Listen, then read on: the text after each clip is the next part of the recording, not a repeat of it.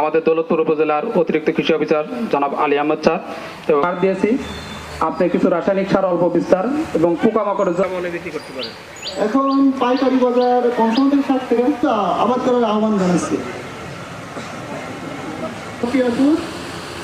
স্যারকে তিয়াতুর আসার জন্য অনেক ধন্যবাদ। অফিস অফিসার সরকার প্রথমত বিশ্বটার জমিতে প্রচুর আবাদ করি। একটু দাঁড়ান দেখি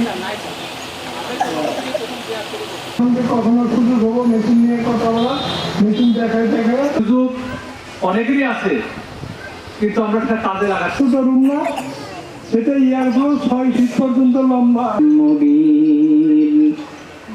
ومن أظلم لا يهدي القوم الفاسقين ফসল চাষ করে 1.5 লক্ষ টাকা আয় করা, কিন্তু সব ফসল দিয়ে হয় না।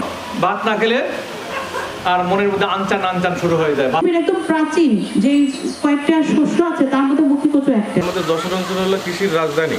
বিশেষ করে এই অঞ্চলে এমন কোনো শরীরে কিন্তু আয়রনের যে ডিফিসিয়েন্সি হয়, 65 থেকে 70 হাজার টাকার প্রফিটের আশা করছি। এবং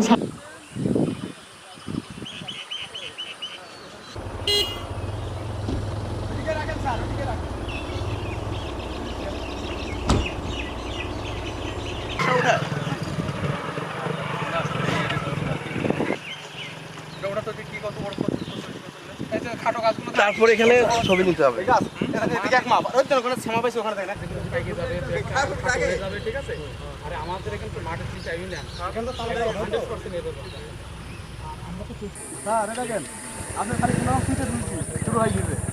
নিজে করবেন না, আশেপাশে ভাই বাদা যা এই যে ছোট অন্যান্য জায়গায়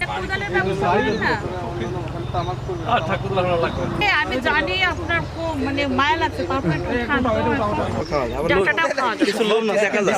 নিচে ধরেন, নিচে ধরেন।